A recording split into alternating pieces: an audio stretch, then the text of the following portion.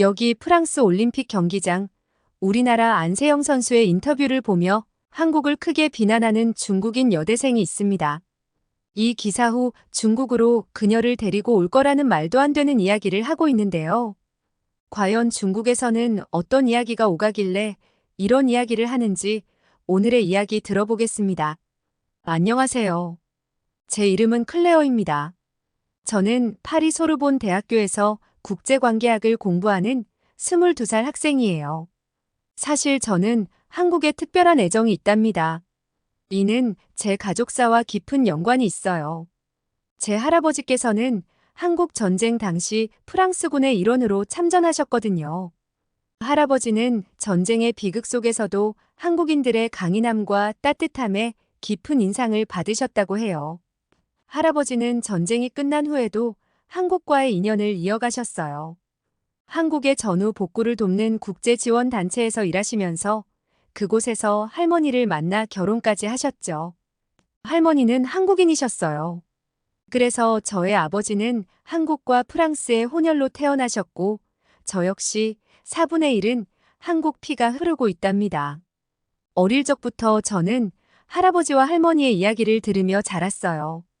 한국의 전통, 문화 그리고 역사에 대해 많이 배웠죠. 특히 할머니가 해주시는 한국 음식은 정말 특별했어요. 김치찌개의 얼얼한 맛, 불고기의 달콤한 향, 떡볶이의 쫄깃한 식감은 지금도 생생히 기억나요. 이런 가족사 때문에 저에게 한국은 단순한 외국이 아니라 제 뿌리의 일부처럼 느껴져요. 그래서 고등학생 때 교환학생으로 한국에 가기로 결심했던 거예요. 그곳에서 보낸 1년은 제 정체성을 더욱 굳건히 하는 시간이었죠. 우리 대학은 세계 각국에서 온 유학생들로 가득 차 있어요. 그 중에서도 특히 눈에 띄는 건 중국 유학생들이에요. 그들은 항상 무리지어 다니며 중국어로 활발하게 대화를 나누곤 해요. 캠퍼스 곳곳에서 그들의 목소리를 들을 수 있죠. 그 중에서도 리나라는 여학생이 있어요. 리나는 국제경영학과 3학년 학생인데 처음 만났을 때부터 그녀의 강렬한 개성이 인상적이었어요. 키가 크고 당당한 체격에 항상 세련된 옷차림으로 주목을 받곤 하죠. 그녀의 완벽한 프랑스어 실력도 놀라워요. 리나는 수업 시간에 항상 적극적으로 발언하고 그룹 프로젝트에서도 리더십을 발휘하는 학생이에요. 처음에는 그저 열정적이고 자신감 넘치는 학생이라고만 생각했죠. 하지만 시간이 지날수록 그녀의 말과 행동에서 중국에 대한 강한 자부심, 아니 오히려 과도한 애국심이 느껴지기 시작했어요. 예를 들어 국제경제 수업에서 각국의 경제 성장률을 비교할 때면 리나는 항상 중국의 높은 성장률을 강조하며 다른 나라들을 깎아내리곤 했어요. 심지어 교수님의 의견에도 거침없이 반박하며 중국의 우수성을 주장하곤 했죠. 가끔은 한국을 깎아내리는 발언에 제 마음이 불편해진 적도 종종 있었어요. 특히 한 번은 아시아 문화에 대한 토론 수업에서 있었던 일이 생생히 기억나요. 리나가 갑자기 손을 들고 말했죠. 한국 문화의 인기는 일시적인 현상에 불과해요. 사실 한국 문화의 근원은 모두 중국에서 왔다고 해도 과언이 아니에요. K-팝도 한식도 심지어 한복까지도 모두 중국 문화를 모방한 거죠. 그 말을 듣는 순간 제 가슴이 철렁 내려앉는 것 같았어요. 할머니가 그토록 자랑스러워하시던 한국의 전통과 문화가 이렇게 폄하되는 걸 듣자니 너무나 안타까웠죠. 게다가 제가 한국에서 직접 경험한 독특하고 아름다운 문화들을 생각하면 리나의 주장이 얼마나 편협한지 깨달을 수 있었어요. 이번 파리 올림픽이 개최되면서 그녀의 자부심은 천정부지로 치솟았죠. 올림픽이 시작되기 몇 주 전부터 리나의 행동은 더욱 과열되기 시작했어요. 캠퍼스 곳곳에서 리나는 중국 국기가 그려진 티셔츠를 입고 다니며 중국 선수들의 메달 획득을 장담하고 다녔어요. 이번 올림픽에서 우리 중국이 메달 순위 1위를 차지할 거예요. 다른 나라들은 감히 우리와 겨룰 수 없죠. 라고 말하곤 했죠. 심지어 학교 카페테리아에서는 중국 선수들의 훈련 영상을 큰 소리로 틀어놓고 친구들에게 강제로 보여주기도 했어요. 다른 학생들이 불편해하는 기색이 역력했지만 리나는 아랑곳하지 않았죠. 특히 기억에 남는 건 개막식 전날 있었던 일이에요. 리나가 갑자기 저에게 다가와 말했죠. 클레어, 너도 알다시피 프랑스는 스포츠 강국이 아니잖아. 이번에 우리 중국이 얼마나 대단한지 내 눈으로 직접 보게 될 거야. 프랑스 정부도 우리의 힘을 인정하게 될 거라고. 저는 그 말을 듣고 깜짝 놀랐어요. 리나의 말에는 단순한 자부심을 넘어서 다른 나라를 무시하는 뉘앙스가 강하게 느껴졌거든요. 게다가 올림픽 개최국인 프랑스를 이렇게 폄하하는 걸 보니 마음이 불편해졌죠. 하지만 저는 참고 대답했어요. 리나, 올림픽은 국가 간 경쟁보다는 세계 평화와 화합을 위한 축제라고 생각해. 모든 나라의 선수들이 최선을 다하는 모습을 보는 게 더 중요하지 않을까? 그러자 리나는 코웃음을 치며 말했어요. 그런 건 약소국들이나 하는 소리야. 강대국인 우리 중국은 이번 기회에 우리의 힘을 세계에 보여줄 거라고. 파리올림픽을 맞이해 파리에는 코리아 하우스 타운이 열릴 계획이었고 우리 학교 학생들 사이에서는 아주 핫한 이슈였어요. 한국 문화를 좋아하는 친구들은 물론이고 다른 나라 학생들도 K-팝 공연과 한식 체험, 한복 입어보기 등 다양한 이벤트에 대해 기대에 부풀어 있었죠. 저 역시 흥분된 마음으로 친구들과 코리아 하우스 방문 계획을 세우고 있었어요. 그때 리나가 우리 대화를 듣고 다가왔죠. 코리아 하우스? 뭐하러 거기에 가려고 해? 리나가 코웃음을 치며 말했어요.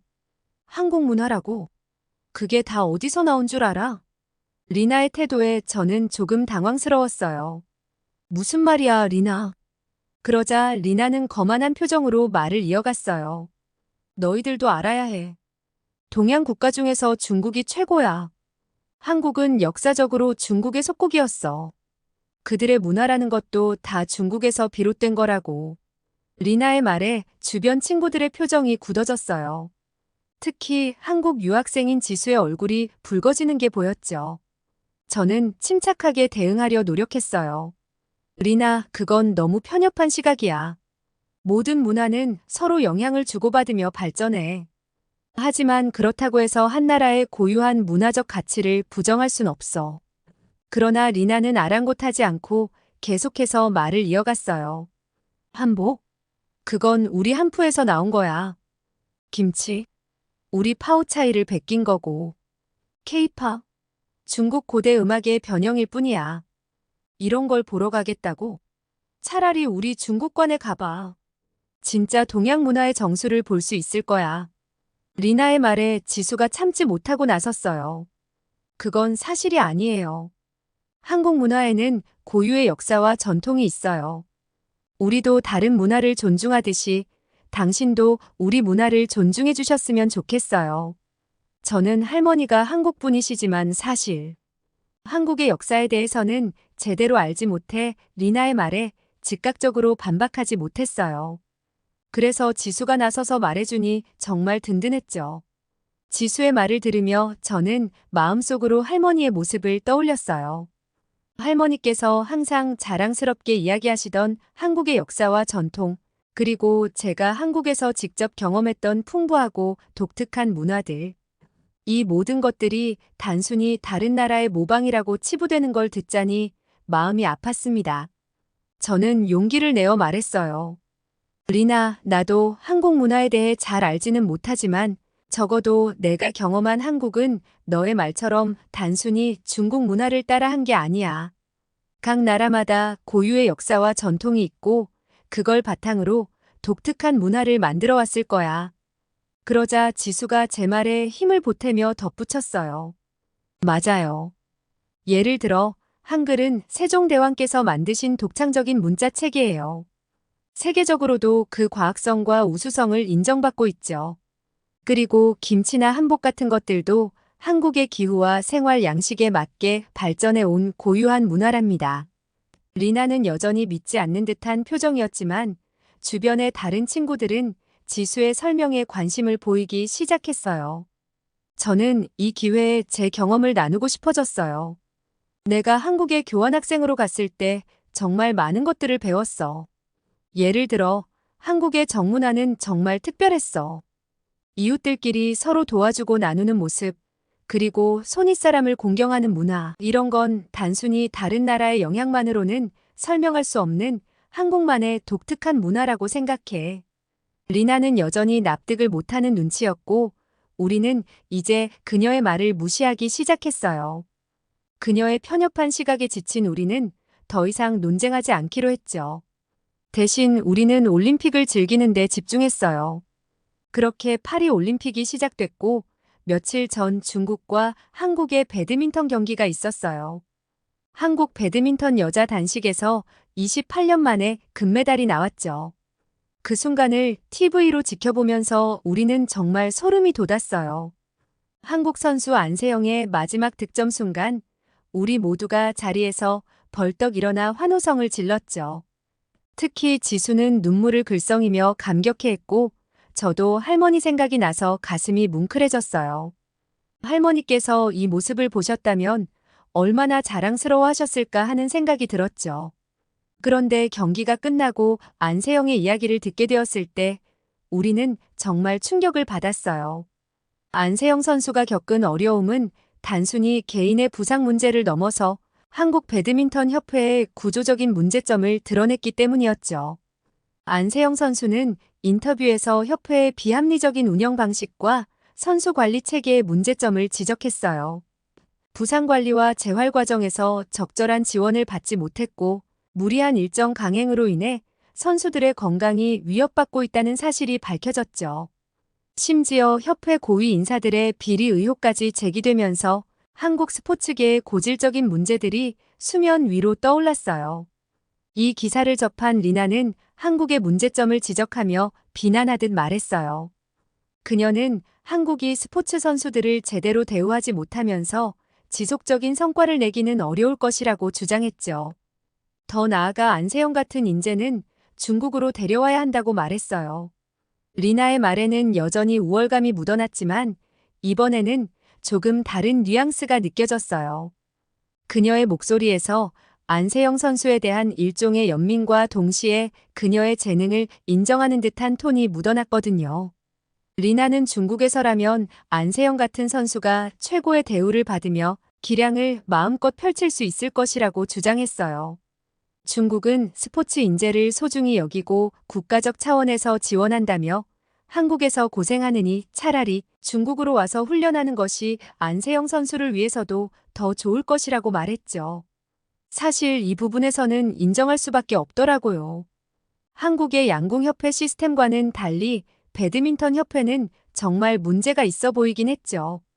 양궁은 오랫동안 세계 최강의 자리를 지켜왔고 그 비결로 체계적인 선수 관리와 과학적인 훈련 시스템이 자주 언급되었어요. 하지만 배드민턴 협회의 경우 이번 사건을 통해 그런 시스템이 제대로 갖춰져 있지 않다는 것이 드러났죠. 이 소식을 듣고 한국의 문화체육관광부 차관은 즉각적인 반응을 보였어요. 차관 자신도 과거 선수 출신이라 안세영 선수가 겪었을 어려움에 대해 깊이 공감한다고 밝혔죠. 그리고 이런 문제를 해결하기 위해 특단의 조치를 내렸다고 합니다. 구체적으로 차관은 배드민턴 협회에 대한 전면적인 감사를 지시했어요. 협회의 운영 실태와 선수 관리 시스템을 철저히 조사하고 문제점을 발견하면 즉각적으로 개선하겠다고 밝혔죠. 또한 선수들의 건강과 권리를 보호하기 위한 새로운 가이드라인을 마련하겠다고 했어요. 더불어 장기적으로는 스포츠 협회들의 투명성과 전문성을 높이기 위한 제도적 장치를 마련하겠다는 계획도 발표했어요. 이는 단순히 배드민턴 협회뿐만 아니라 한국 스포츠계 전반의 개혁을 위한 첫걸음이 될 것 같았죠. 이 소식을 들으면서 저는 한편으로는 안도감을, 다른 한편으로는 복잡한 감정을 느꼈어요. 문제점이 드러났다는 것은 안타까운 일이지만 이를 계기로 변화와 개선이 이루어질 수 있다는 희망도 보였거든요. 고질적인 문제는 바로잡아 인재들이 나올 수 있게 육성한다면 한국 배드민턴도 양궁처럼 훌륭한 인재들이 계속 나올 수 있을 거라 생각돼요. 실제로 한국은 스포츠 인재 육성에 있어서 뛰어난 잠재력을 가지고 있죠.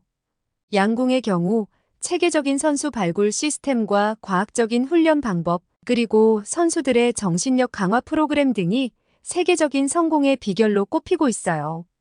이런 시스템을 배드민턴에도 적용한다면 안세영 선수 같은 뛰어난 선수들이 더 많이 나올 수 있을 거예요.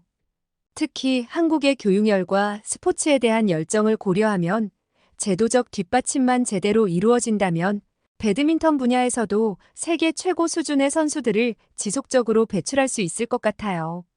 또한 이번 사건을 계기로 선수들의 인권과 복지에 대한 인식도 높아질 것 같아요.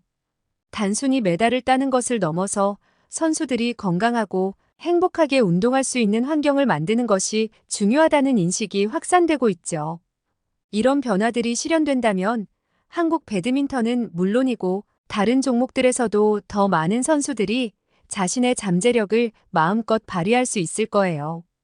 이번에 열린 대만과 중국과의 경기에서 관중석에서 보여준 상황을 보고 너무 놀라고 말았어요. 그 경기는 단순한 스포츠 대결을 넘어서 정치적 긴장감이 고조된 장면들로 가득했죠. 경기 시작 전부터 분위기가 심상치 않았어요. 대만 응원단이 들고 온 대만이라고 쓰인 응원 플랜카드가 중국 관중들에 의해 강제로 압수되는 장면이 목격되었거든요. 심지어 일부 중국 관중들은 대만 응원단의 응원 도구를 빼앗아 달아나기도 했죠. 더 충격적인 건 이런 행동이 대회 운영진에 의해 묵인되는 듯한 모습이었어요. IOC의 규정에 따라 대만은 차이니스 타이페이라는 이름으로 참가해야 하는데 이를 근거로 대만이라는 표현이 담긴 모든 응원 도구가 제재의 대상이 되었던 거죠. 경기 중에도 긴장감은 계속됐어요. 양측 응원단의 구호 소리가 서로 뒤섞이면서 때로는 고성이 오가기도 했죠. 특히 대만 선수가 좋은 플레이를 펼칠 때마다 중국 관중들이 야유를 보내는 모습은 정말 스포츠맨십에 어긋나는 것 같아 마음이 불편했어요. 결과적으로 대만 팀이 승리를 거두었는데 시상식에서도 문제가 발생했어요. 대만 선수들이 금메달을 목에 걸고 시상대에 오르자 일부 중국 관중들이 퇴장하는 모습이 카메라에 포착되었거든요. 이런 상황들을 지켜보면서 스포츠가 순수한 경쟁을 넘어 때로는 정치적 갈등의 장이 될 수 있다는 걸 새삼 깨달았어요. 이런 상황을 지켜본 리나의 반응은 예상과는 조금 달랐어요. 처음에는 중국 관중들의 행동을 옹호하는 듯했지만 점차 불편한 기색을 보이기 시작했죠. 리나는 조용히 이런 행동이 과하다는 의견을 표현했고 스포츠 경기에서 이 정도까지 할 필요가 있는지 의문을 제기했어요. 그녀의 말에서 혼란스러움이 느껴졌어요.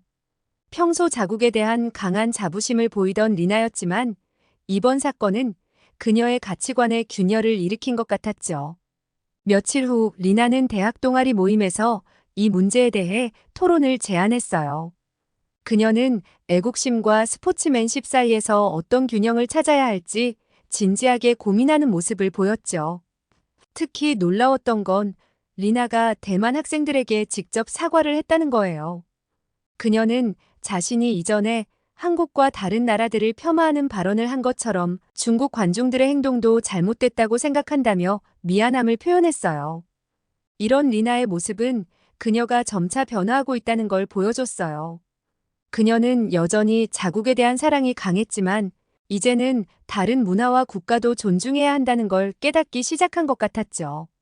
그녀의 변화된 모습은 정말 놀라웠어요. 리나의 태도 변화는 코리아 하우스에서 더욱 뚜렷하게 드러났죠.